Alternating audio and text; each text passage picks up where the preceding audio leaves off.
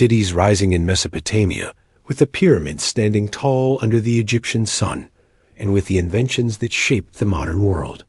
We believe we are the first, the pinnacle, the beginning of culture, of knowledge, of civilization. But what if that is not true?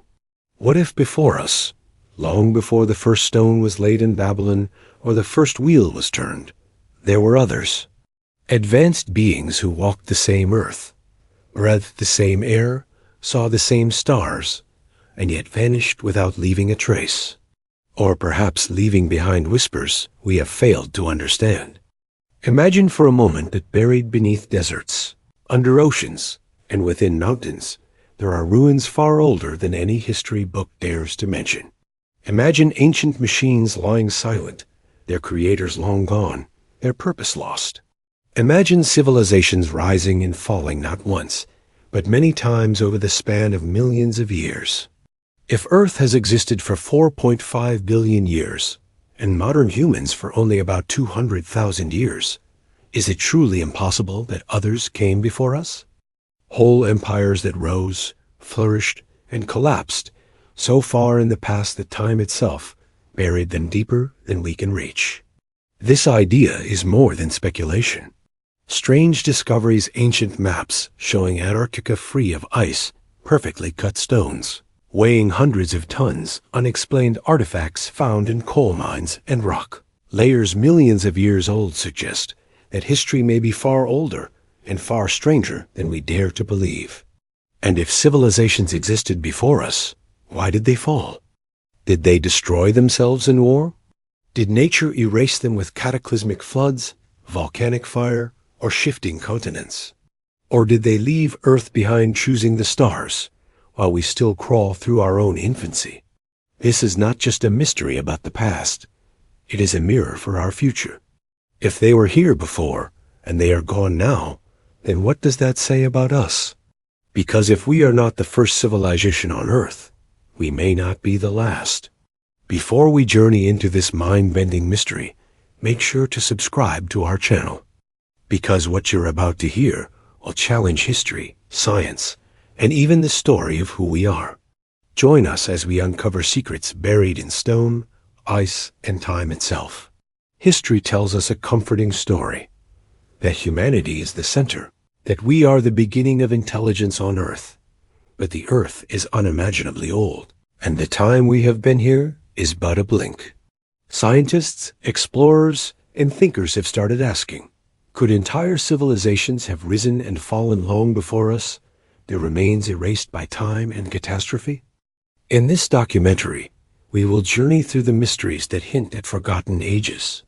From the strange anomalies in archaeology to the legends carried by ancient cultures, from scientific debates about deep time to the haunting possibility that our world has a memory longer than we imagine. We will search the deserts, dive into the oceans, climb the mountains, and descend into the earth itself in search of answers. And as we do, one question will echo again and again. What if we are not the first? The earth is old, far older than anything our minds can truly grasp. Scientists tell us it is about 4.5 billion years old. The number feels simple when spoken, but its weight is crushing.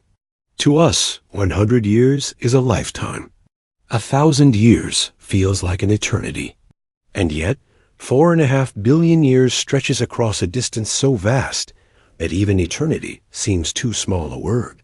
When we try to imagine it, our thoughts break down. It is like trying to count every grain of sand on every beach, or to measure every drop of water in every ocean. The mind simply cannot hold it all at once. Now think of our history. The pyramids of Egypt, monuments of human pride and power, were built only about 5,000 years ago. To us, 5,000 years feels like the beginning of all things. We say, this is where civilization began. But 5,000 years is nothing compared to 4.5 billion. It is a speck of dust in a desert, a single second in a lifetime, a whisper in the endless roar of time. The rise of Rome, the fall of empires, the birth of science, the wonders of technology, all of it fits into a blink of an eye when placed against Earth as true age. Let us bring it even closer. If we were to compress Earth's 4.5 billion years into a single calendar year, where January 1st marks the birth of the Earth and December 31st is today, then all of human history would fit into the last few minutes before midnight. Dinosaurs, those mighty rulers of Earth, lived not yesterday, but in the morning hours of December 25th, and vanished long before humans even appeared. Civilizations, religions, wars, and dreams, all that we know and all that we are, would occupy the final heartbeat of the year. That is how small our time is compared to the age of the Earth. It is humbling to realize how fragile and temporary we are. We often speak as though we are the masters of this world, as though our story is the only story worth telling. But the truth is, Earth has seen more than we can imagine. Mountains have risen and crumbled into dust. Oceans have opened and swallowed continents. Species have ruled for millions of years and then disappeared, leaving behind nothing but bones locked in stone. Entire worlds have existed before ours, not of humans, but of creatures who had their own dominance, their own ways of shaping the earth. When we walk through a forest, we feel it is old. 1,000-year-old tree seems ancient. But to the earth, 1,000 years is as fleeting as the beat of a butterfly's wing. When we look at ruins left by ancient people, we think of them as relics of a forgotten age. Yet they, too, are recent scratches on the surface of an ancient planet. Time stretches behind us like an endless ocean, and we are standing only at the shallow edge, believing the shore is the whole world. And this is where the mystery deepens. If Earth has existed for billions of years, why should we believe that we are the first civilization? The surface of the planet is always changing. Continents drift. Rivers carve valleys. Volcanoes bury cities in ash. Glaciers grind the land into new shapes. In a few million years, almost every trace of our existence could vanish. Skyscrapers would crumble into dust. Roads would be swallowed by forests. Entire cities would be buried under oceans or ground away by ice. If future beings walked this earth millions of years from now, they might never know we were here at all. Now pause and think. If that is true of us, then what about others? What if before humans, long before we even existed, there were civilizations that came and went? Civilizations that had time not in thousands of years, but in millions? They too would be erased, buried so deep in the folds of time that almost nothing would survive. The earth has enough room in its timeline for countless rises and falls. We might not be the first, and we might not be the last. Even science admits this possibility in quiet ways. The Silurian Hypothesis, proposed by scientists, asks whether it would be possible to detect an advanced civilization that existed millions of years ago. Their answer was chilling. Almost nothing would remain. Plastics, metals, and technology could erode, melt, or be swallowed by the planet's endless recycling. In a few million years, our entire civilization could shrink into a thin, mysterious layer in the rocks, a strange signal of carbon and chemicals, nothing more. The earth erases, the earth forgets, and in its forgetting, it hides truths we may never uncover. When you look at the night sky and see the stars, remember that those stars have watched over Earth since its birth. They saw the oceans form. They saw continents shift. They saw creatures rise from the sea onto the land. They saw the dinosaurs rule and then vanish. And they saw humans arrive in the last instant of time, like sparks at the end of a long fire. To the stars, we are not the beginning, we are just the latest. And if that is true, then perhaps the earth itself has secrets buried in silence, waiting to remind us that we are not as unique as we believe. The scale of time teaches us humility. It tells us that we are small, fragile, and temporary. But it also tells us something else, something haunting. If time is this vast, if billions of years have passed, then what else has walked this earth? What stories have been lost? What civilizations erased? What worlds forgotten? We believe history began with us, but time whispers that history may be far older than our imagination allows. Since the dawn of time, humanity has carried stories. Around fires, in temples, carved into stone, and sung across generations. These stories have been passed down like fragile treasures. They are myths, they are legends, and they are memories. But what if some of these tales are not just imagination? What if they are whispers, faint echoes from civilizations that walked the earth long before us? Nearly every culture, no matter how distant or different, speaks of a world before this one. In India, the sacred texts tell of vast cycles of creation and destruction, where humanity has risen and fallen not once, but many times across endless ages. In Greece, the philosopher Plato wrote about Atlantis, a mighty island empire that flourished with advanced knowledge, and then, in a single night of fire and water, sank into the ocean, erased from the surface of the earth. The Mayans spoke of ages of the sun-different worlds where mankind lived, only to be destroyed by floods, fire, or darkness before a new age began. The Bible speaks of a great flood that wiped away nearly all life, leaving behind only those who could rebuild. These stories are scattered across the globe, across languages, across people who had no contact with one another. And yet, they share something hauntingly similar. They speak of civilizations before us, of worlds destroyed, of knowledge lost, of humanity forced to begin again. Could this be coincidence? Or is it memory, passed down in symbols and stories, reshaped by time but rooted in something real? Plato's story of Atlantis is one of the most famous. He did not present it as fiction, but as history told to him by his ancestors, who heard it from Egyptian priests. He described a civilization that was advanced in architecture, in agriculture, and in power. They built great cities. They mastered the seas. They lived in abundance. But with power came pride, and with pride came downfall. Nature, or perhaps the gods themselves, punished them, and Atlantis disappeared under the waves. To many, Atlantis is myth, but to some, it is memory, a reminder that civilizations can rise high and fall hard, leaving nothing but whispers behind. In ancient Mesopotamia, the Sumerians told of kings who ruled before the Great Flood. Their records, carved in stone, list rulers who reigned not for years, not for centuries, but for thousands of years each. Scholars dismiss these numbers as exaggerations, symbolic rather than literal. But what if they were memories of beings, perhaps human or perhaps something else, who lived in a time before us, a time when the rules of life were different? What if those ancient lists are windows into a forgotten chapter of Earth's story?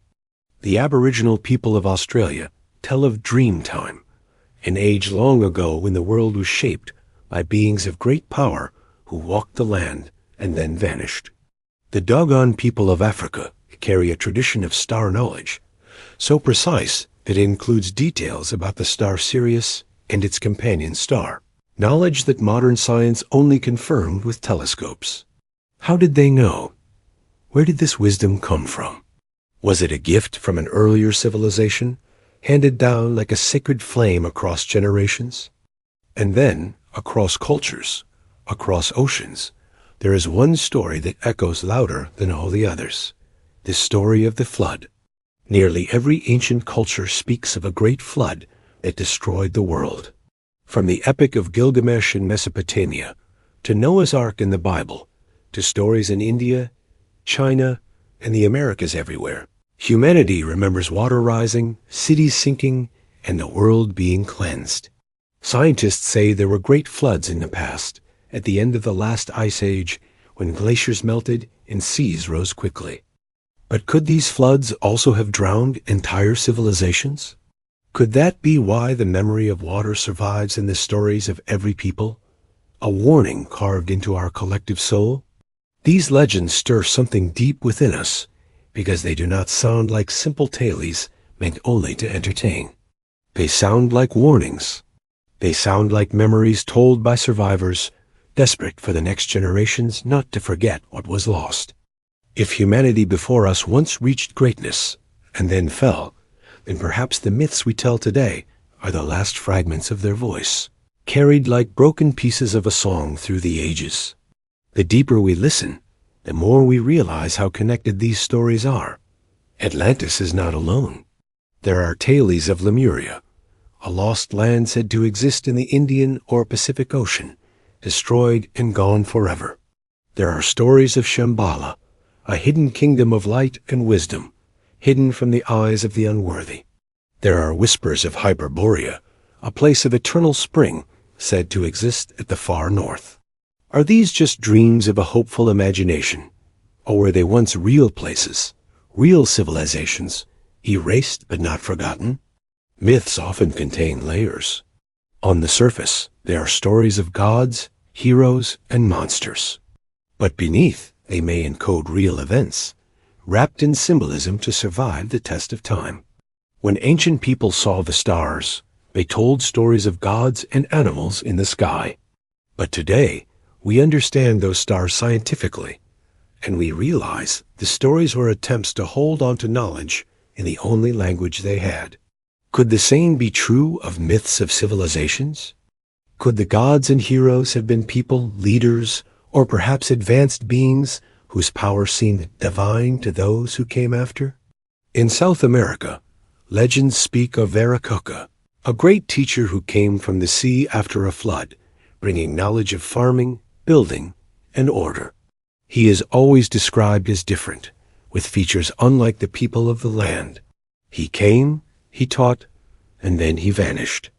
In Mesoamerica, Quetzalcoatl, the feathered serpent god, was also said to have come from afar, bringing wisdom before departing across the ocean.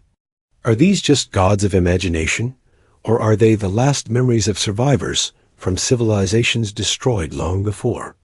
The more we gather these whispers, the more they form a pattern. A story older than history, repeated across the world, told in different languages, but speaking of the same truth, that civilizations rise and civilizations fall. That knowledge can be lost. That time is longer than we think, and we may not be the first to walk this path. And here lies the emotional weight. If myths are memory, then we are not the beginning. We are only one verse in an endless song that the earth has been singing for millions of years. Our pride tells us we are unique, the first, the greatest. But the voices of the past tell us otherwise. They whisper to us, through stone carvings, through sacred chants, through stories told by firelight, that we are only repeating a story that has been told before.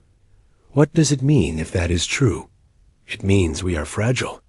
It means that no matter how strong we feel, no matter how advanced our technology, the earth can take it away.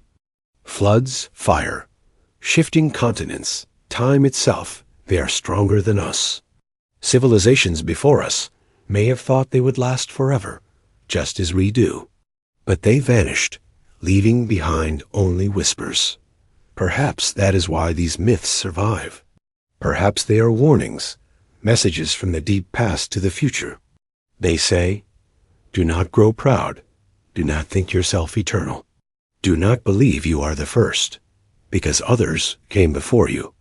And like them, one day, you too may become only a whisper carried in the wind. When we open history books, we are told a simple story. Humanity is young. Our ancestors were hunters and gatherers.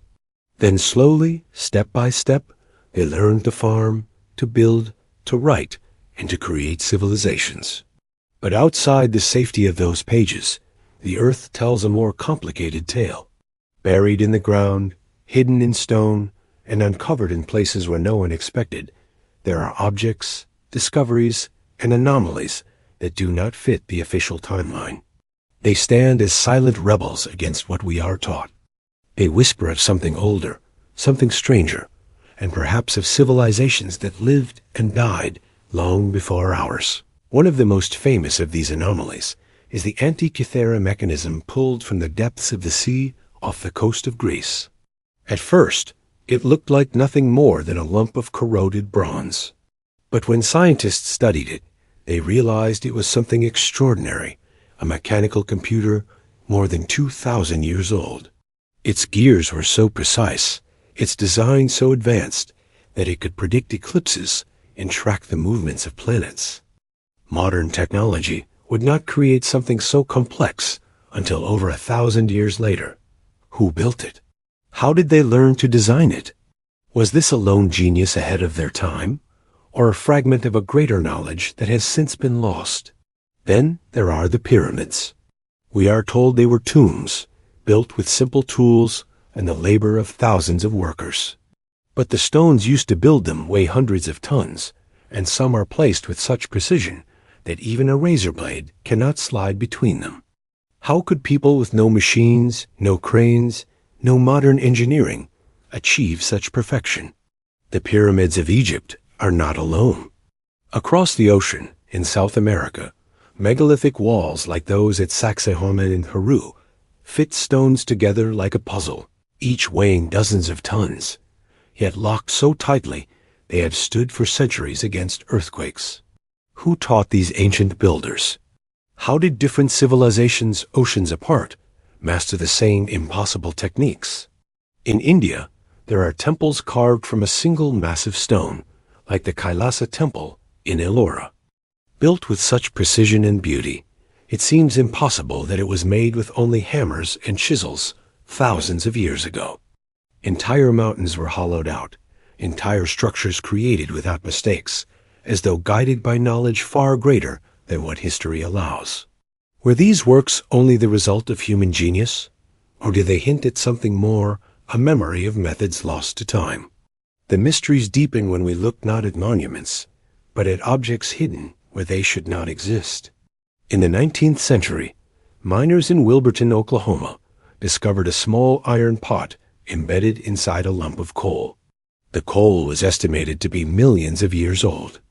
In another case, workers in Massachusetts found a bell-shaped metallic object within coal that dated back hundreds of millions of years.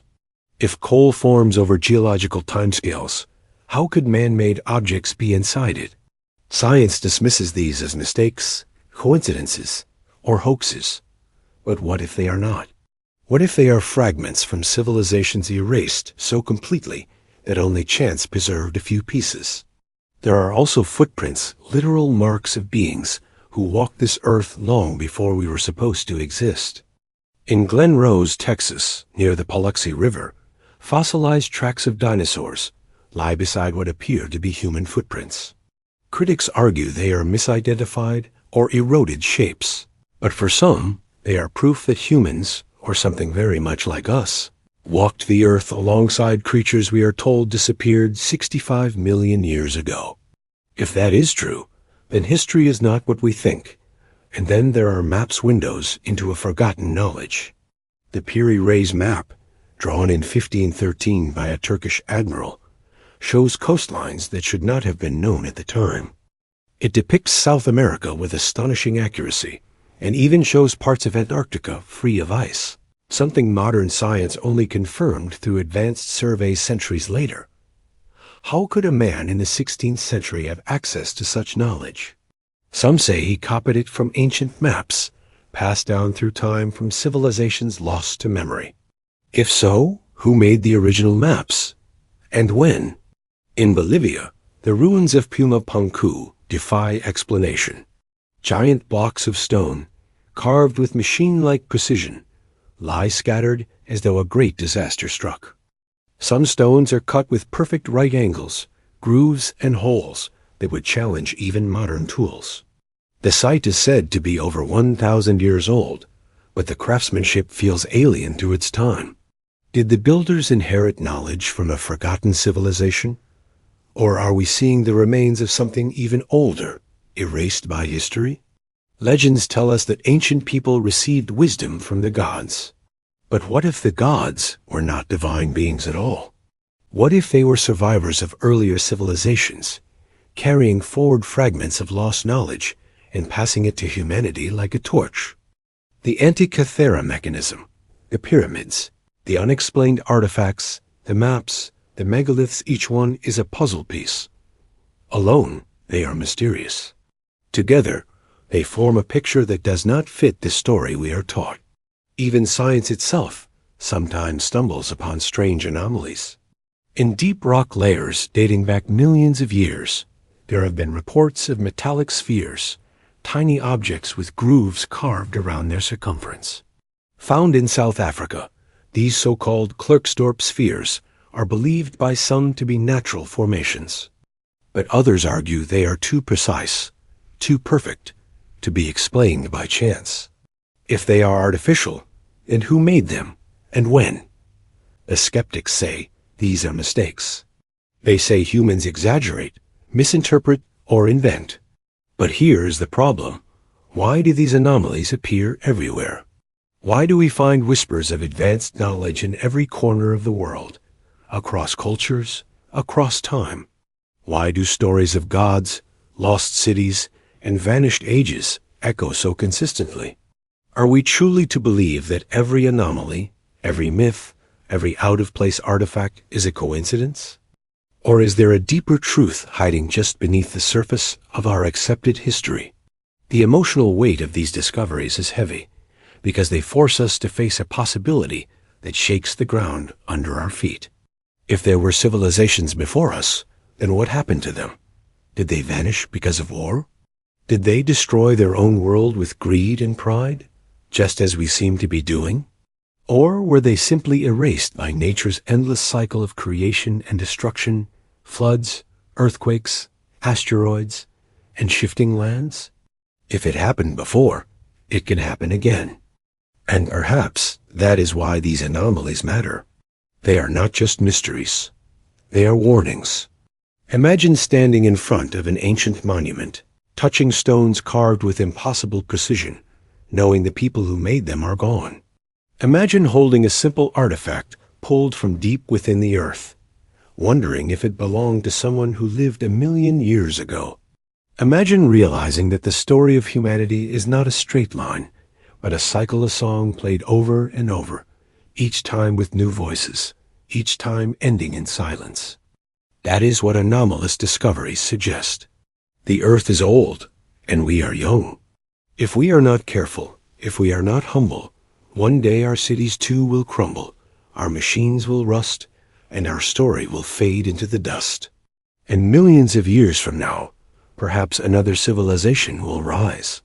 They will dig, they will search, and maybe they too will find strange objects, phones, wires, machines buried in stone. They will ask the same question we are asking now.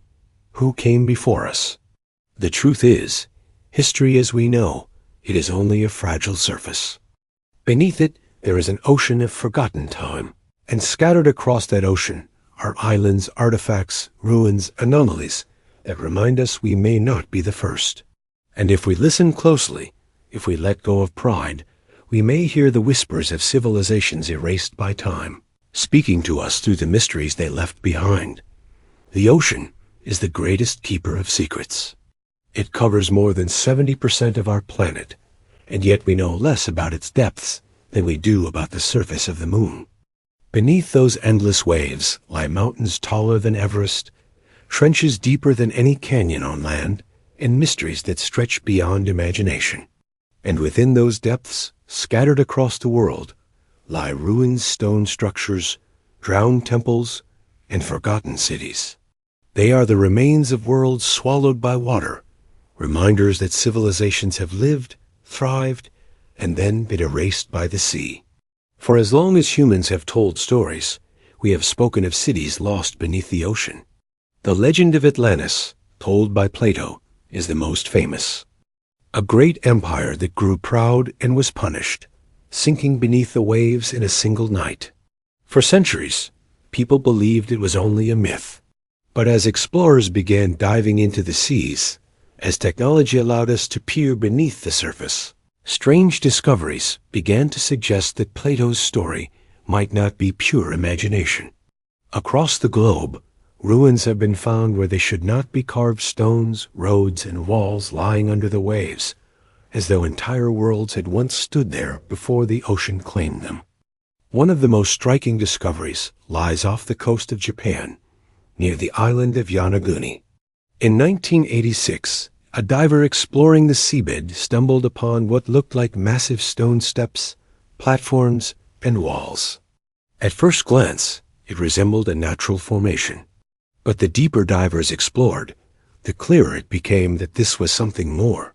The structures were too precise, the angles too straight, the shapes too deliberate. Giant terraces, stairways, and what seemed like pathways stretched across the seafloor. Some experts believe Yonaguni is a man-made structure, a city that sank thousands of years ago when sea levels rose after the last ice age. Others insist it is only natural rock shaped by water and time. But standing before those massive steps beneath the ocean, it is hard not to feel the weight of something ancient, something built by hands we have forgotten. In India, off the coast of Gujarat, lies another haunting discovery, the ruins of Dwarka, the legendary city described in ancient Hindu texts. According to mythology, Dwarka was the home of Lord Krishna, a place of splendor that eventually sank beneath the sea. For centuries, it was thought to be only a story. But in the early 2000s, marine archaeologists found stone walls, streets, and artifacts beneath the waters of the Gulf of Kamhat. Carbon dating suggested some of the remains could be nearly 9,000 years old, far older than any known city. If true, it rewrites the history of civilization, pushing its beginnings thousands of years further into the past. Could Dwarka be proof that myths are memories? That stories of sunken cities are not just legends, but history written in water? Further west, in the Mediterranean Sea, lies the Egyptian city of Heracleion. Once a bustling port, it vanished beneath the waves more than 1,000 years ago. For centuries, it was forgotten, dismissed as myth, until divers rediscovered it in 2000. Statues, temples, and massive columns lay preserved in the sand, waiting for the world to remember. Though Heracleion is younger than other sites, its discovery proves something vital. Cities do sink, civilizations do vanish, and sometimes myths are not myths at all. They are history waiting to be found. Perhaps even more mysterious are the ruins off the coast of Cuba. In 2001, a team of scientists using sonar equipment detected strange formations deep beneath the waters of the Yucatan Channel. The images showed massive structures, including pyramids and roads, lying far below the ocean surface. The formations appeared to be laid out in geometric patterns, as though designed by human hands. The site has never been fully explored. Its depth makes it incredibly difficult to study, but the possibility lingers. Could this be the remains of a city older than history itself? A civilization swallowed by rising seas thousands of years ago? The oceans hide more than ruins, they hide memory. At the end of the last ice age, about 12,000 years ago, sea levels rose dramatically as glaciers melted. Entire coastlines vanished beneath the waves. Plains that once stretched across what is now the English Channel, connecting Britain to Europe, were drowned. Rich lands along Asia's coasts were swallowed. If people lived there, if they built, if they thrived, all of it now lies beneath the ocean. What we know as history is only the story of what survived above the water. But beneath, there may be countless forgotten chapters, entire civilizations erased not by fire or war, but by the steady, unstoppable rise of the sea. Legends across cultures seem to echo this truth. In South America, stories speak of lands swallowed by floods. In Polynesia, myths tell of islands sinking beneath the ocean. In India, as in many places, ancient texts describe worlds destroyed by rising waters. It seems that wherever humans lived, they carried the memory of a great drowning. Could these be distant cultural echoes of the same events, memories of cities lost beneath the sea as the Ice Age ended? The emotional weight of these discoveries is heavy. To imagine a city like Dwarka, bustling with life, with markets, temples, and families, only to watch it sink beneath the waves, it is heartbreaking. To stand before the Yonaguni structures and wonder who built them, what lives were lived there, and why the ocean swallowed them, It is haunting. These ruins remind us that civilizations are not eternal. The earth changes, the sea rises, and nothing we build can last forever. And yet, there is beauty in it too. The ocean, in its silence, has preserved these cities like time capsules. Statues stand as though waiting for their people to return. Walls lie buried in sand, holding their secrets close. Each discovery is a reminder that history is not finished, that the story of humanity is deeper and older than we imagine. Perhaps the most unsettling thought is this: if so many cities are already known beneath the sea, how many more lie hidden, waiting? We have explored only a fraction of the ocean floor. In the depths, untouched by light, there may be ruins of civilizations so old, so forgotten, that even our oldest myths have no memory of them. Cities that rose in ages before us, destroyed by forces beyond their control, erased so completely that only stone remains. If we ever find them, it will not just change history, it will change who we believe we are. The lost cities beneath the sea are not just ruins, they are mirrors. They show us what happens when we forget our fragility, when we believe we are eternal. Civilizations before us built, thrived, and dreamed just as we do. And yet, in the end, the sea took them. Perhaps one day, it will take us too. But until then, their ruins call to us, voices from the deep, reminding us that history is longer, older, and more mysterious than we dare to believe. All around the world, scattered across continents and islands, there are stones that speak. They do not speak with words, but with their sheer size, their impossible weight, and their mysterious arrangement. They stand in silence, yet their presence raises questions that echo across time. Who placed them? How were they moved? Why were they built? These megaliths, massive stones arranged in circles, stacked into monuments, or carved into shapes, are some of the greatest puzzles of our planet. They are signs left behind by people whose lives we can barely imagine, messages carved into the earth itself. When we look at these stones, we are not just looking at ancient architecture.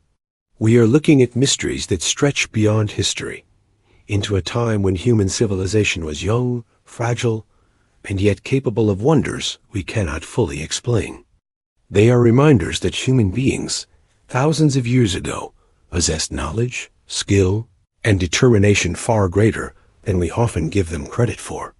But they are also reminders that maybe, just maybe, there was more, something older, something deeper that we have forgotten. Perhaps the most famous of these megaliths is Stonehenge in England. Standing on the Salisbury Plain, the great circle of stones has been there for more than 4,000 years. Each stone weighs several tons, some brought from as far as Wales, nearly 150 miles away.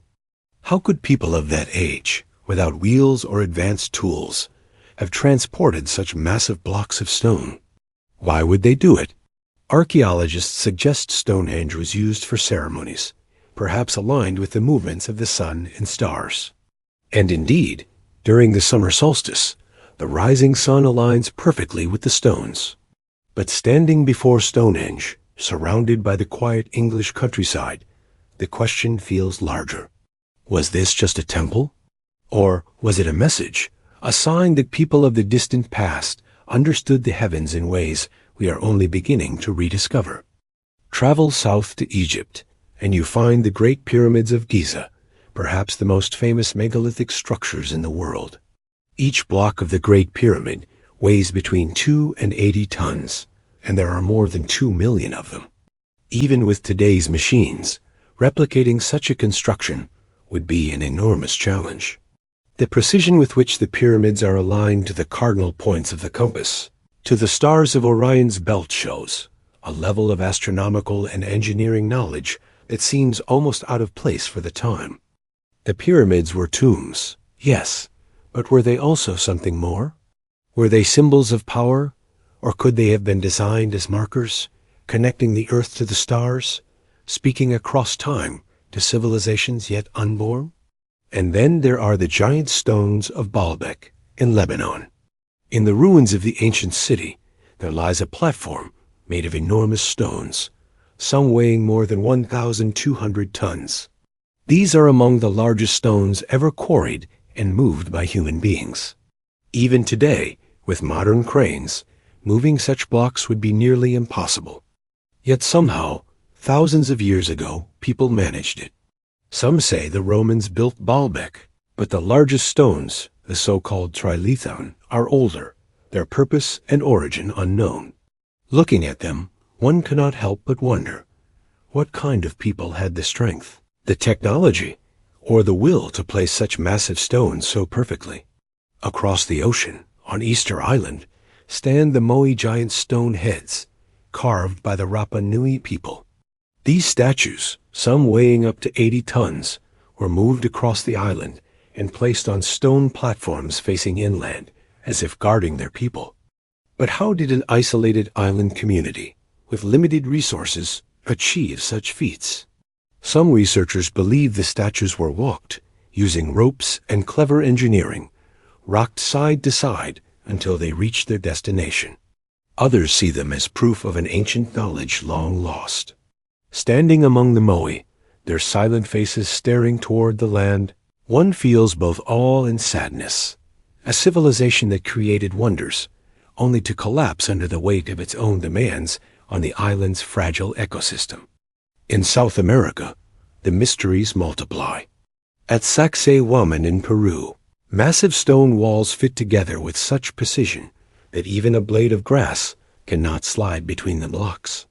These stones, some weighing hundreds of tons, were cut and shaped with perfect angles, without mortar, yet have withstood centuries of earthquakes. The Inca are credited with building these walls, but even they spoke of earlier builders' giants, or a civilization before them. At Tiwanaku in Bolivia, near Lake Titicaca, lies another enigma, the Gateway of the Sun, a massive stone carved with intricate designs aligned with celestial events. Its purpose remains unknown, but its presence speaks of a culture deeply connected to the cosmos. Perhaps the most haunting of all lies at Pumapunku, also in Bolivia. Here, enormous blocks of stone lie scattered, some with perfectly straight cuts, drilled holes, and angles so precise they resemble modern machine work. These stones weigh up to 130 tons, yet appear to have been shaped with a technology we cannot explain for their time. To walk among the ruins is to walk in the shadow of something extraordinary, a reminder that we do not know everything about the past. The megaliths are not just about size. They are about meaning. Why did people build them? Why did they drag stones across miles of land, carve them into shapes, and raise them into the sky? Many of these structures align with stars, solstices, and equinoxes, suggesting that ancient people watched the heavens with great care. They tracked time, the seasons, the cycles of the sun and moon. But why such effort? Some believe megaliths were calendars, others that they were places of worship. But perhaps they were also messages, symbols of power, endurance, and connection to forces greater than ourselves. Standing before a megalith, one feels small. That may have been the point. Perhaps these stones were built to remind people that they were part of something larger, something eternal. The stars above, the earth beneath, the gods they worshipped, all connected through stone. They may also have been warnings, reminders etched into the land to survive long after the builders themselves had gone. Unlike wood or clay, stone endures. It carries memory across millennia. There is also a haunting possibility that these megaliths are not the work of one civilization, but echoes of many. Around the world, from Europe to Asia, Africa to the Americas, megaliths appear, often with striking similarities. Stone circles, pyramids, giant statues, intricate carvings, all built by cultures separated by oceans and time. How is it that people across the globe, who supposedly never met, built such similar monuments? Did they inherit knowledge from an earlier source, a forgotten civilization whose memory survives only in stone? This possibility chills and excites at the same time. Imagine a world long before ours, a civilization older than history, building in stone because they knew stone would last. When the floods came, when the earth shook, when time erased their names, their signs would remain. Not words, not books, but monuments too massive to ignore. Signs in stone, whispering across ages. We were here. There is something deeply emotional in this thought. To stand at Stonehenge, or at the base of the Great Pyramid, or among the Moai of Easter Island, is to feel the presence of lives long gone. You could almost hear their voices in the wind, their songs carried by the stones. These were not just cold constructions. They were built with purpose, with devotion, with sweat and sacrifice. Each stone is a testament to human longing, the longing to be remembered, to touch the eternal, to leave a mark upon the earth. And perhaps that is the greatest meaning of all. These megaliths, these impossible stones, remind us that we are not the first to dream of eternity. Others before us, thousands of years ago, stood beneath the same stars and felt the same desire. They shaped the earth so their presence would not be forgotten. And in a way, they succeeded. Because here we are, thousands of years later, still speaking of them, still wondering, still feeling awe. The stones endure. They endure storms, earthquakes, floods, and time itself. And in their endurance, they remind us of something humbling. Civilizations rise and fall. Empires crumble. People vanish. But the stones remain. They are the silent witnesses of human ambition, the eternal signs that even in our fragility, we strive for greatness. Perhaps that is why they move us so deeply. Not because we fully understand them, but because we don't. Their mystery keeps them alive. Their unanswered questions make them eternal. And when we look at them, we do not just see the past. We see ourselves the same human hearts, the same longing to connect with something larger, the same hope that what we build might outlast us. The megaliths are not simply stones. They are the handwriting of humanity across the canvas of time. And whether they were temples, calendars, messages, or memories, their meaning still reaches us. In their silence, they speak. They tell us that we are part of a much older story, one written not in ink or paper, but in the very bones of the earth. The story of our planet is not just a story of creation and growth. It is also a story of destruction. Time and again, Earth has been scarred by forces so immense that they erased entire worlds, wiping away not only landscapes, but also the lives and civilizations that may have thrived upon them. These great erasers of history catastrophes beyond human control have shaped the course of life itself.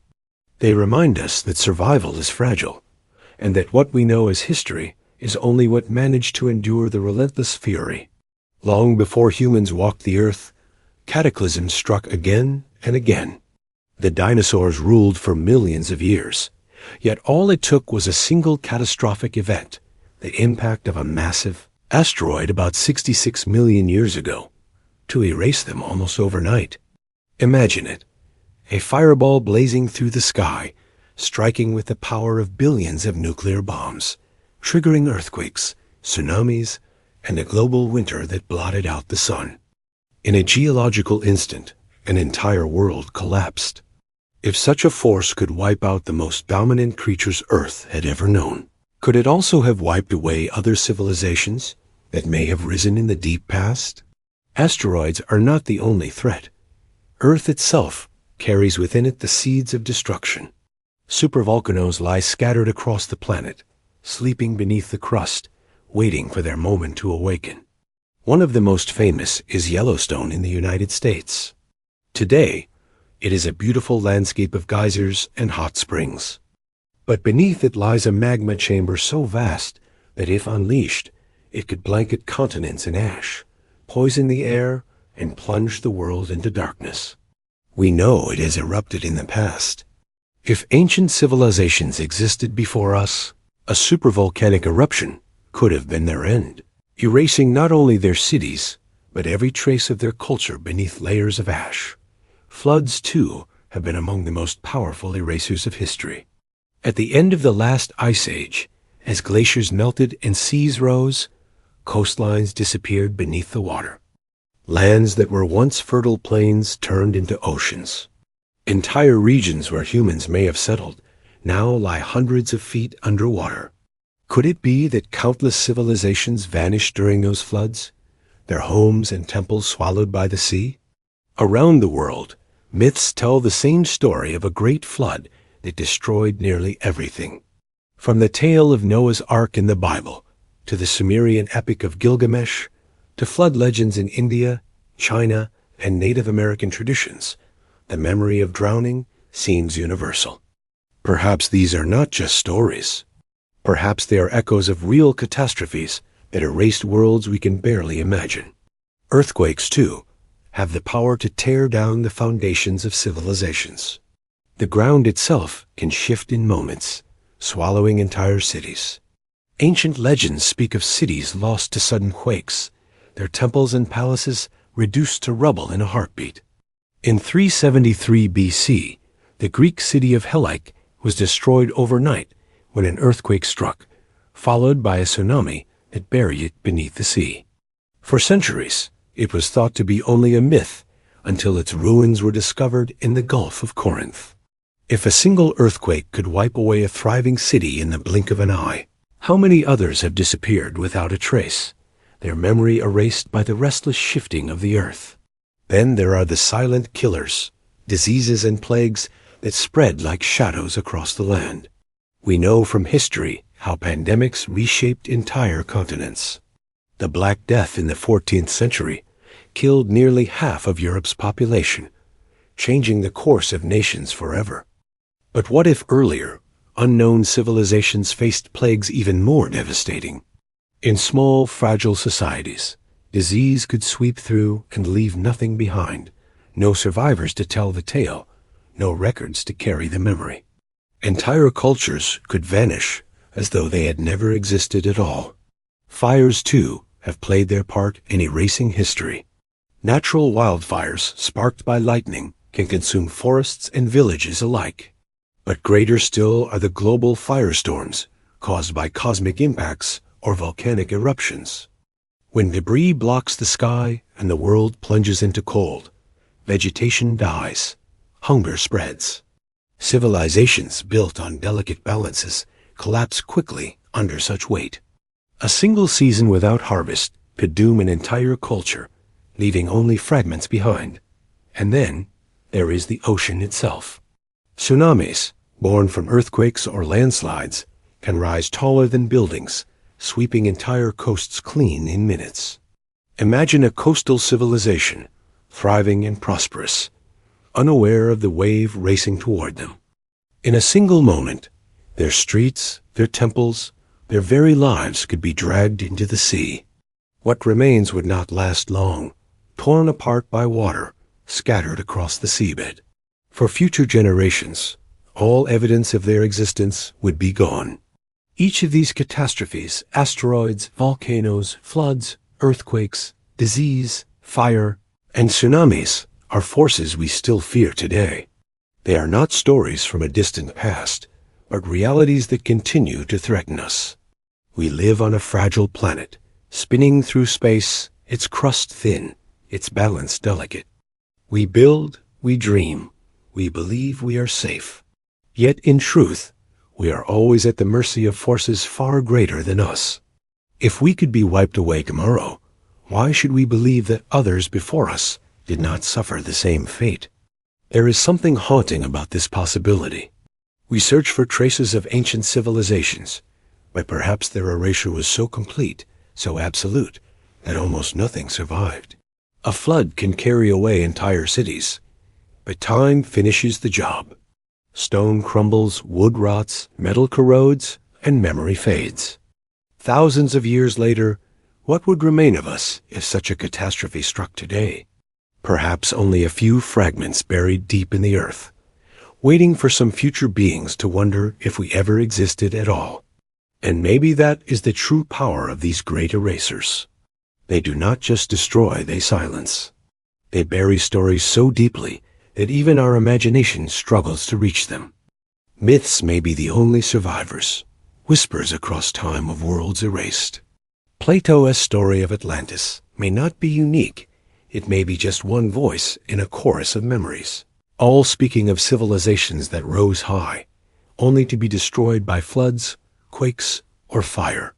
The emotional weight of this truth is immense. We live in an age where we believe our cities are strong, our technology invincible, our civilizations eternal. Yet the Earth has erased worlds before, and it could do so again. These catastrophes remind us that our place in history is not guaranteed. We are not the first to dream of permanence, and perhaps we will not be the last to be humbled by forces beyond our control. Still, there is something deeply human in the act of remembering. Even if earlier civilizations were erased, even if their temples and cities vanished, their spirit lingers in our myths, in the stories passed from one generation to the next. When we hear tales of floods, of fire from the sky, of lands swallowed by the sea, we are hearing the voices of the past, speaking to us across time. They are telling us what they endured, what they lost, and what we too must never forget. Perhaps that is why we feel such awe and fear when we think of catastrophes. Deep inside, we know that history is fragile. We know that everything we build can vanish in an instant, and yet we build anyway. We dream, we create, we reach for the stars. Because even though Earth has erased worlds before us, we refuse to stop writing our story. We may not be the first civilization, but we are determined not to be the last. The Silurian Hypothesis is one of those questions that makes you stop and feel very small against the backdrop of time. It asks something simple, yet deeply unsettling. If another advanced civilization had once existed on Earth millions of years ago, could it completely vanish without leaving any trace? At first, the thought feels absurd. How could skyscrapers, cities, technology, and culture all disappear as though they had never existed? But when we begin to understand the scale of geological time, the fragility of human structures, and the relentless power of Earth's natural cycles, the question suddenly does not feel absurd at all. It feels hauntingly possible. We live in a world where human achievement seems permanent. Our cities glow with light, our machines span continents, and our signals travel into the depths of space. From our point of view, the evidence of our existence is everywhere. Yet this has only been true for a blink of an eye. Modern humans have walked the earth for roughly 300,000 years, but industrial civilization, with its steel, glass, plastic, and nuclear power, is less than 300 years old. That is less than the blink of a blink compared to Earth's 4.5 billion years. If we were to disappear tomorrow, how long would it take for the Earth to erase us? The unsettling answer is not long at all. Concrete crumbles, glass breaks, and steel rusts. Roads crack, bridges collapse, and skyscrapers fall. Within a few hundred years, forests reclaim cities, burying them under roots and soil. In 1,000 years, most of what we built would be rubble. In 10,000 years, only the strongest stone structures, like the pyramids or Mount Rushmore, might remain, and even those would be weathered beyond recognition. Give the Earth 1,000,000 years, and almost everything would be gone. Give it 10 million, and there would be no trace left at all. Now imagine 100 million years. Imagine 300 million years. That is the time scale we are talking about. The Silurian Hypothesis takes its name from the Silurian period, which occurred more than 400 million years ago. At that time, Earth was already rich with life. The oceans teemed with strange creatures, and plants were beginning to cover the land. It was a completely alien world compared to today, yet it was still a thriving, living planet. The hypothesis asks, what if, in such a distant era, an intelligent species had risen, built a civilization, and then vanished? Would we even know? Could we ever find evidence across such an enormous gulf of time? The honest answer is that evidence is fragile. Fossils themselves are rare. The chance that a bone, a shell, or a leaf will survive long enough to be preserved in stone is incredibly small. Most life disappears without a trace. And when we look at the fossil record, we are only seeing tiny fragments, like pages torn from a book where most of the story is missing. If an advanced species lived in the deep past, the odds that their remains survived as fossils are nearly impossible to calculate. What chance would a metal tool, a glass shard, or a piece of technology have after hundreds of millions of years of pressure, heat, erosion, and tectonic shifts? Even geology itself works against memory. Earth is not a still planet. It is alive with motion. The crust shifts and bends. Mountains rise and fall. Oceans open and close. Entire continents drift like rafts across the mantle. In 400 million years, nearly all the surface of the planet has been recycled. The ocean floor renews itself every 200 million years, sinking beneath tectonic plates and melting back into the mantle. This means that if a civilization once built a city along a coastline, that land has almost certainly been erased. It does not exist anymore. It is gone, swallowed by the planet itself. So what would survive? Not the things we expect.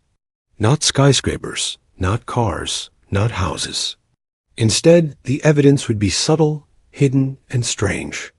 Scientists who proposed the Silurian hypothesis suggested we might not find artifacts, but rather fingerprints left behind in the geology and chemistry of the Earth. For example, our civilization leaves behind plastics, which could become buried in sediments and form unusual geological layers. We burn fossil fuels, which release carbon into the atmosphere and change the balance of isotopes in the rocks. We produce synthetic compounds that do not occur naturally, chemicals that could, in theory, linger for millions of years.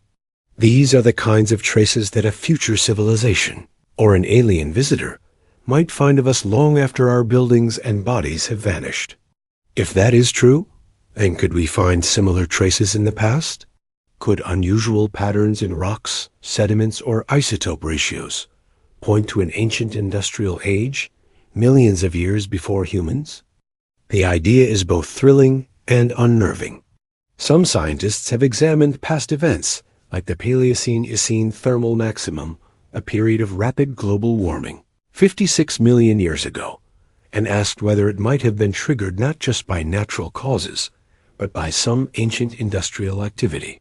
The mainstream consensus is that it was natural, driven by volcanic eruptions and methane release. Yet the fact that we even ask the question shows how deeply the Silurian hypothesis resonates with our imagination. The emotional weight of the hypothesis comes not only from its scientific curiosity, but from what it says about us.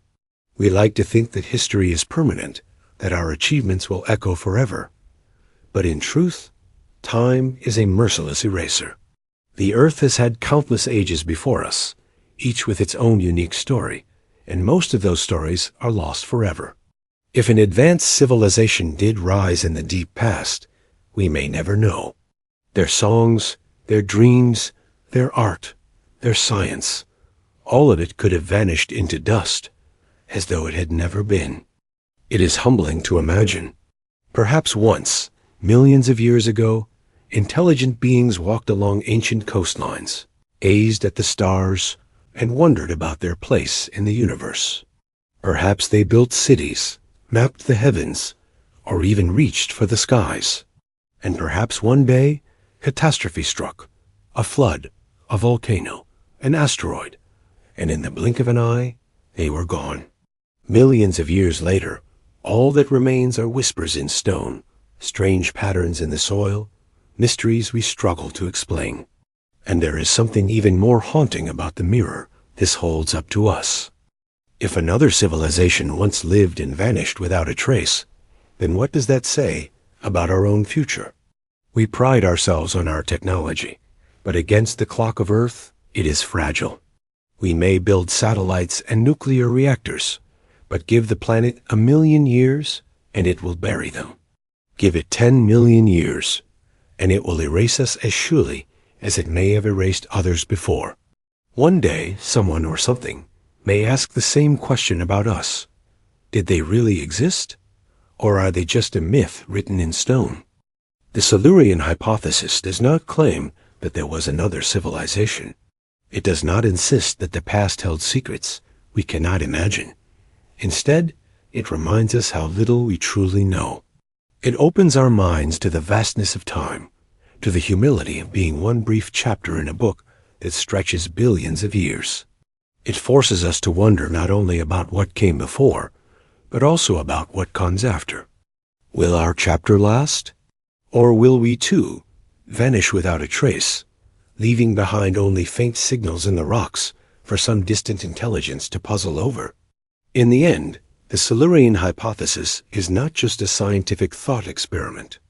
It is a meditation on memory, on loss, and on the fragility of existence.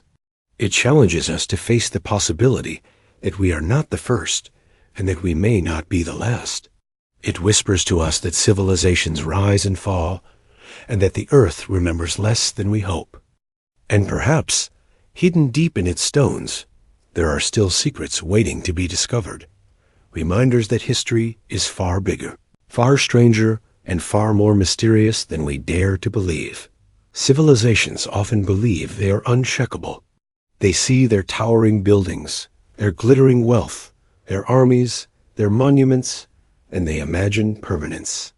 They look upon their achievements as proof that they are chosen by destiny, too powerful to fall, too important to vanish. But history whispers a different story.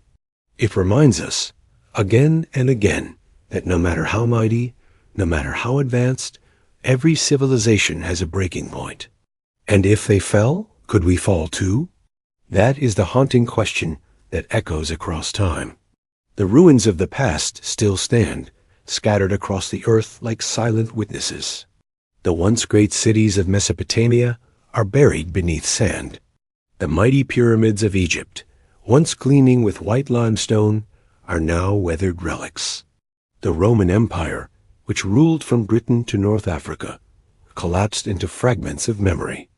The Mayans, who mapped the stars and built magnificent cities in the jungles, abandoned them to nature's grip. Each of these societies once believed in their greatness. Each thought themselves eternal, and yet each crumbled. Why did they fall? The answers are complex. Some were undone by war, others by climate, others by greed, corruption, or plague. The reasons differ, but the lesson is the same. No civilization is safe. Power does not guarantee survival.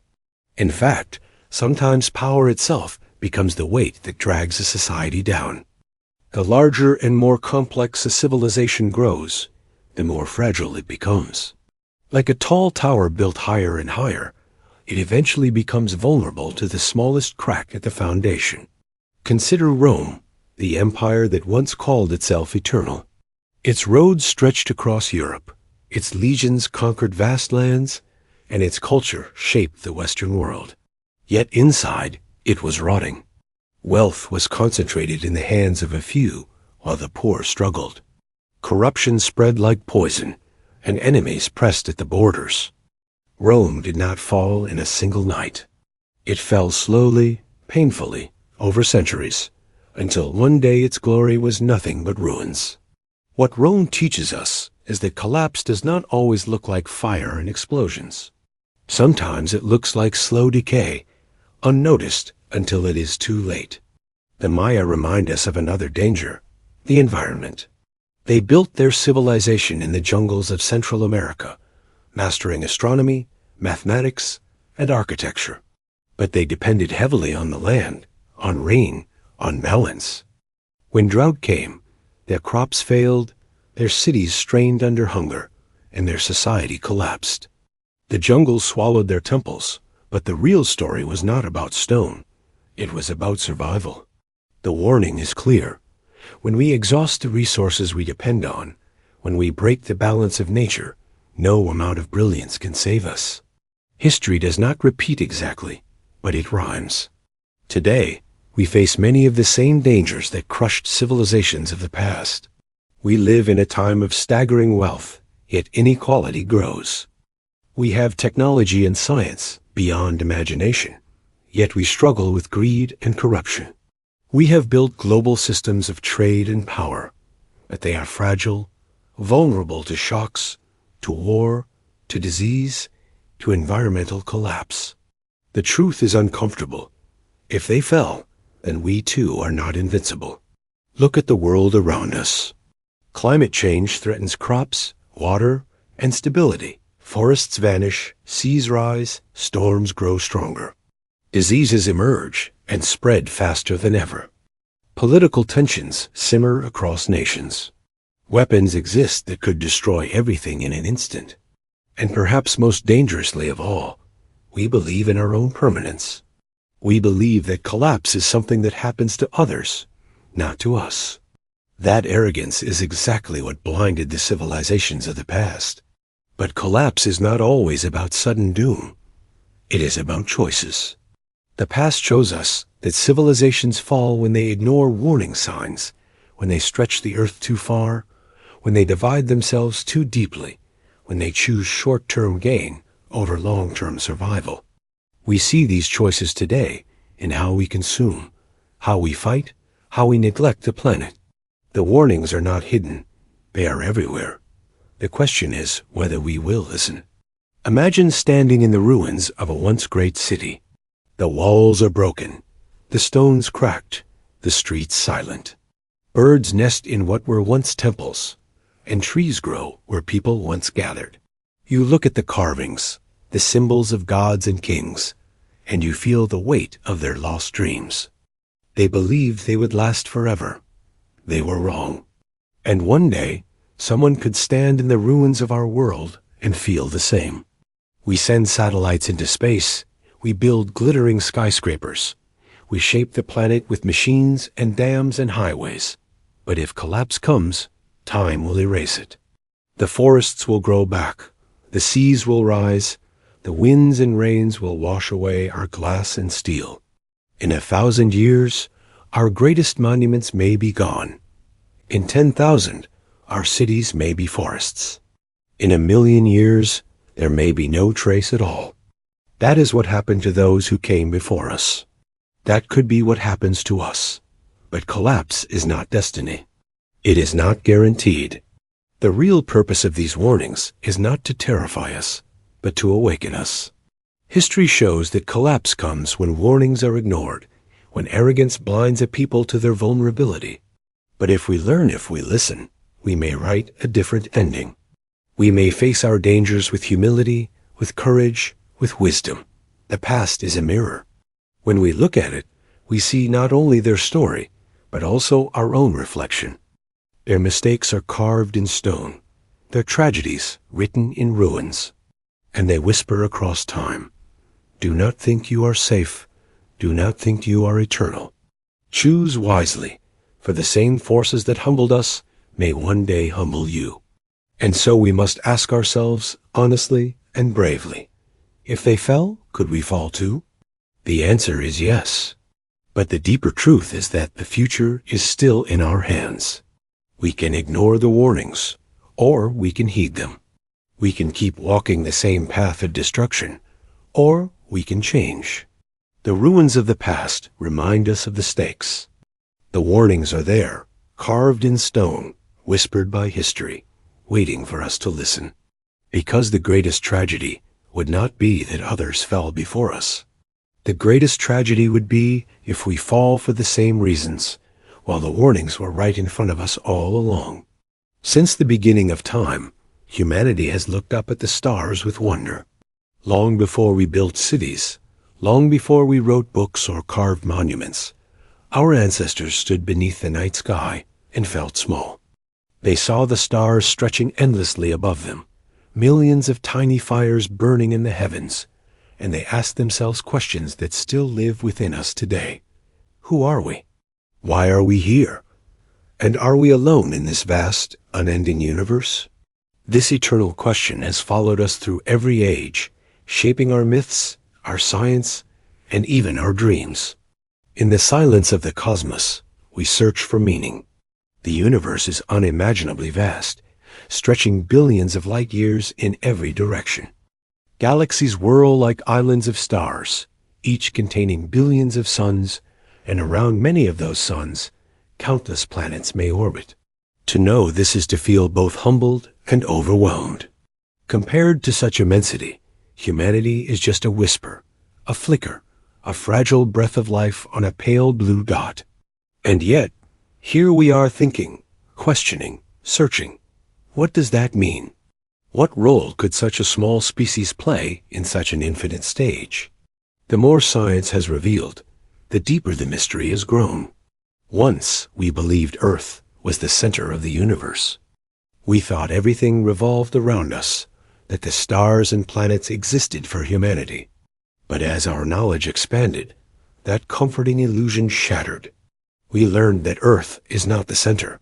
We learned that our sun is just one star among hundreds of billions in the Milky Way, and that the Milky Way itself is only one galaxy among trillions. The universe does not revolve around us, it continues with or without us. And yet, this realization, instead of making us meaningless, has made the eternal question even more profound.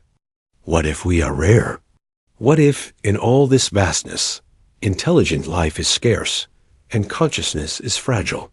What if humanity is one of the very few voices in the dark, one of the few beings able to look at the stars and ask questions about existence? If that is true, then our place in the universe is not small at all, it is extraordinary. It would mean that life, that awareness, is not guaranteed, but a miracle.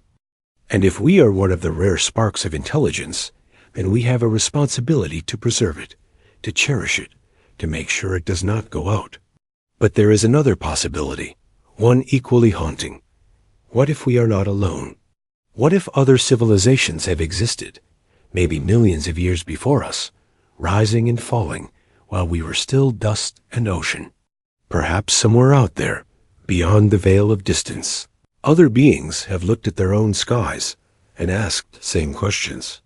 Perhaps their civilizations thrived, or perhaps they too collapsed under the weight of their own mistakes.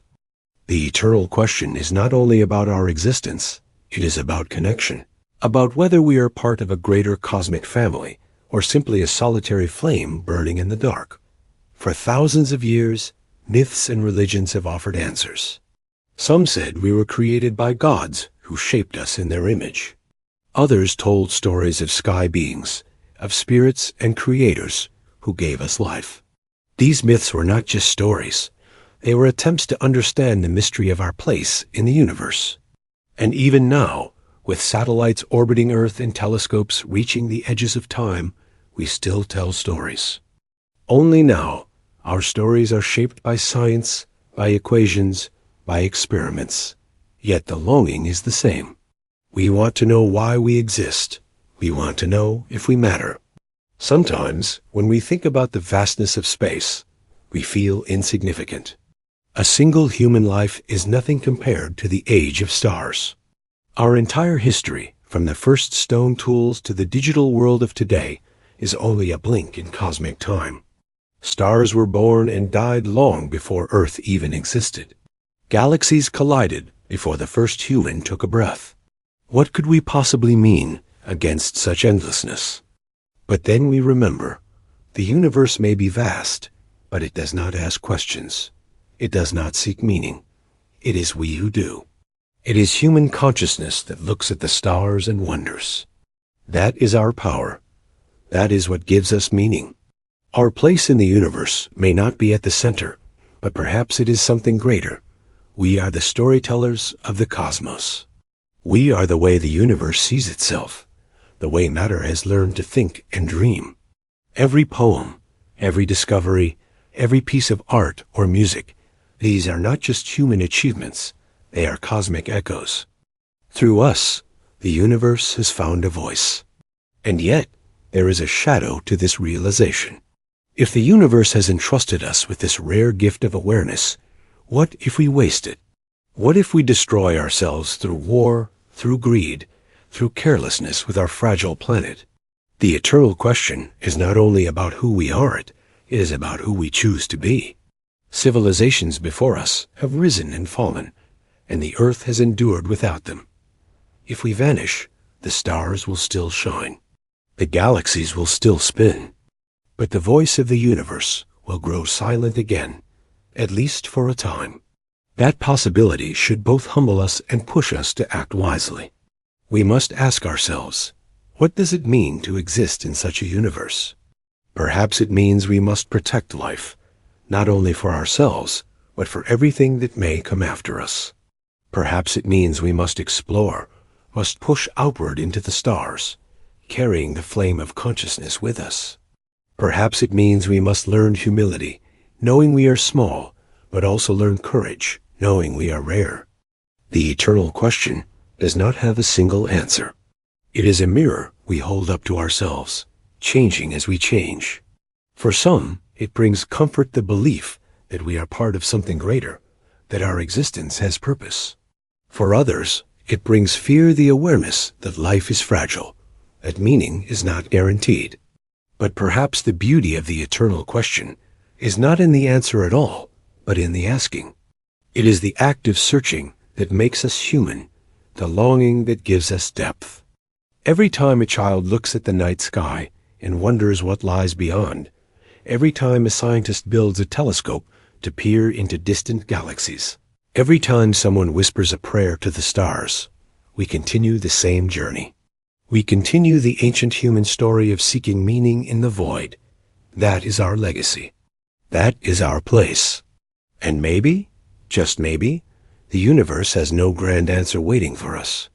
Maybe the meaning is not given, but made. Perhaps our place in the universe is whatever we choose to build, whatever love, beauty, knowledge, and kindness we leave behind. If that is true, then we are not small at all. We are creators. We are dreamers. We are the light in the dark. The stars above us are ancient, but the fire within us is new, and it burns with questions that may never be fully answered. But that is not a tragedy. It is a gift. For it is in the mystery, in the not knowing, that wonder lives. And as long as we keep asking, as long as we keep searching, humanity will always have a place in this infinite, eternal universe. Since the dawn of human curiosity, we have lived with the haunting possibility that we may not be the first. Buried beneath the oceans, swallowed by jungles, and hidden under layers of stone and ice, there may lie fragments of worlds that once thrived and are now forgotten. The thought alone shakes us. If whole civilizations, brilliant and advanced, once walked the earth only to vanish without leaving a trace, then what does that say about us? About the permanence we believe we have? History is a fragile thing, and memory is even more fragile. Time is both a preserver and a destroyer, leaving behind just enough to tease us, but never enough to satisfy. Every time an ancient artifact is pulled from the ground, every time a ruined city is discovered beneath the sea, humanity is reminded of how little we truly know about our past. It is as though the earth itself holds secrets it is not ready to reveal. We cling to the records we have: scripts on clay tablets, carvings on stone walls, stories written in old languages, but these are whispers compared to the vast silence of forgotten worlds. How many civilizations might have risen and fallen before our recorded history even began? How many once believed themselves eternal, only to be reduced to dust, their names erased by storms, fire, or the rising seas? It is a humbling thought that the earth does not remember in the same way we do. Mountains rise, oceans shift, forests expand and retreat, glaciers advance, and then melt back. A city that once stood tall can be buried in a single volcanic eruption, or slowly consumed by the creeping tide of sand over centuries. What survives are fragments, walls beneath the jungle, stones scattered in the desert, or carvings smoothed by centuries of rain. But for every fragment we find, how much more has been erased? The earth is vast, and time is merciless. Forgotten worlds may lie in silence, their stories untold. Some scientists suggest that if another advanced civilization had risen millions of years before us, its traces might already be gone. Steel corrodes, concrete crumbles, glass shatters into dust. Even plastics, which seem eternal to us, would eventually disappear given enough time.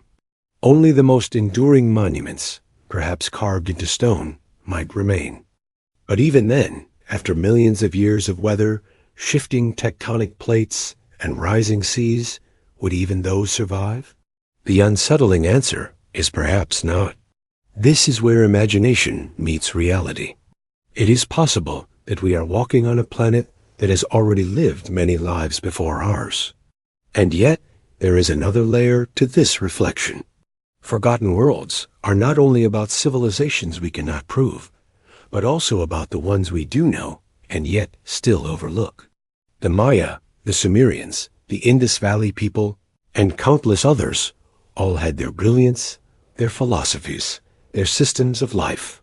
Each believed in its own destiny, its own permanence. Yet, in the grand span of time, their monuments stand as ruins, their languages mostly lost, their wisdom fragmented. If such great cultures, just thousands of years old, are so easily forgotten, what chance does memory have for anything older? It is like standing on the edge of an abyss time swallows everything, no matter how brightly it once burned. This reflection is not meant to depress, but to awaken. To imagine forgotten worlds is to recognize the fragility of our own. We live in towers of glass and steel. We send machines to other planets. We create digital worlds of unimaginable complexity. And yet, if some great catastrophe swept across the earth, whether natural or human-made, what would remain of us 1,000,000 years from now? Would the future even know we existed? Or would we, too, become one of the forgotten worlds, spoken of in mystery, imagined but never truly known? There is something deeply human about longing to connect with what came before us. It is why we travel to ancient ruins, why we stare at broken statues, why we dig in deserts, and dive into the deep sea searching for remnants. It is not just about history, it is about belonging. We want to know if others like us once dreamed, once feared, once wondered at the same stars. We want to feel that our story is part of something greater, a chain of lives stretching back further than memory can reach. Forgotten worlds speak to us, not only because of their silence, but because they are mirrors. They reflect what we may one day become. Perhaps this is the true meaning of their absence. The possibility of forgotten worlds reminds us not to take our existence for granted. Every generation thinks it will be the one that lasts forever, but the earth has no loyalty to us. Its storms will come, its seas will rise, its fires will burn, and in the end, it will reshape itself with or without us. This is not cruelty. It is simply the nature of time. The earth is ancient, and civilizations are fleeting guests upon its surface. Forgotten worlds are proof that survival is never guaranteed, that memory is fragile, and that what we build must be cherished while it lasts. But there is also hope in this reflection. If forgotten worlds once existed, then so did their wonders, their creativity, their brilliance. Even if their names are lost, their spirit echoes in us. Perhaps we are not the first, but we are the continuation of a much older story, a story of life reaching for the stars, of intelligence, carving meaning into stone, of hearts seeking purpose. Forgotten worlds may be gone, but perhaps their essence still flows through us, inspiring us to imagine, to create, to question. We are their legacy, whether we know their names or not. The possibility of forgotten worlds teaches us humility. It teaches us that history is not as solid as we think, that time does not keep neat records, and that certainty is often an illusion. But it also teaches us wonder. If the earth has already carried civilizations we cannot recall, then how rich, how mysterious, how layered is the story of this planet? How much more awaits us in the soil, beneath the waves, hidden under ice and stone? The earth is not silent, it whispers. And those whispers, faint as they are, call us to listen, to search, to remember. In the end, reflecting on forgotten worlds brings us back to ourselves. We must ask, what will we leave behind? Will we be remembered, or will we too vanish into myth? a mystery for some future being to wonder about. The answer depends not on fate, but on choices, how we treat our planet, how we treat one another, how we carry forward the flame of knowledge and compassion. Forgotten worlds remind us that time erases, but while we are here, we have the power to create meaning, to leave something worth remembering. The conclusion is not one of despair, but of responsibility. To imagine forgotten worlds is to feel the weight of our own moment in history. It is to know that we, too, are fragile, but also that we have a chance, here and now, to shape the story that will outlive us. And perhaps that is enough. Perhaps the beauty is not in being remembered forever, but in having lived it all, in having reached for the stars, in having carved our existence into the infinite silence, even if time one day erases the details. The earth has carried many secrets, and it will carry many more. Some worlds may be lost forever, their voices silenced, their names erased. But their possibility lingers, inspiring us to look deeper, to question harder, to live wiser. In their shadows, we find our light. Forgotten worlds may be gone, but the reflection they leave in us is eternal. And so, as we close this journey, we are left with a haunting truth. The earth remembers more than it reveals. Civilizations may rise and fall, their names may fade into silence, and their monuments may crumble into dust, but the question they leave behind is eternal. What will become of us? Will we too, one day be nothing more than a whisper in the soil, a fragment beneath the waves, a story no one can fully tell? Or will we learn from the echoes of forgotten worlds, choosing to live with wisdom, humility, and care for the fragile gift we have been given? The choice is ours, here and now, in this fleeting moment of history. We stand at the edge of time, holding in our hands the power to build, to destroy, to remember, or to be erased. And as we reflect on what may have been lost, let us not forget what we still have: a living planet, a beating heart of humanity, and the chance to write a story that endures. If this journey has stirred something in you, if it has made you wonder, question, and feel the weight of the mysteries that surround us, and I invite you to join me in continuing this exploration. Subscribe to this channel, so together we can uncover more of the secrets that lie hidden in the shadows of time, in the depths of oceans, and in the silence of the stars. The forgotten worlds may never speak again, but we can choose to keep asking, keep seeking, and keep listening. Because in the end, the greatest discovery is not only what lies buried in the earth, it is what awakens within us when we dare to wonder. So stay curious, stay hopeful, and never stop searching. The past may be gone, but the future is still ours to shape.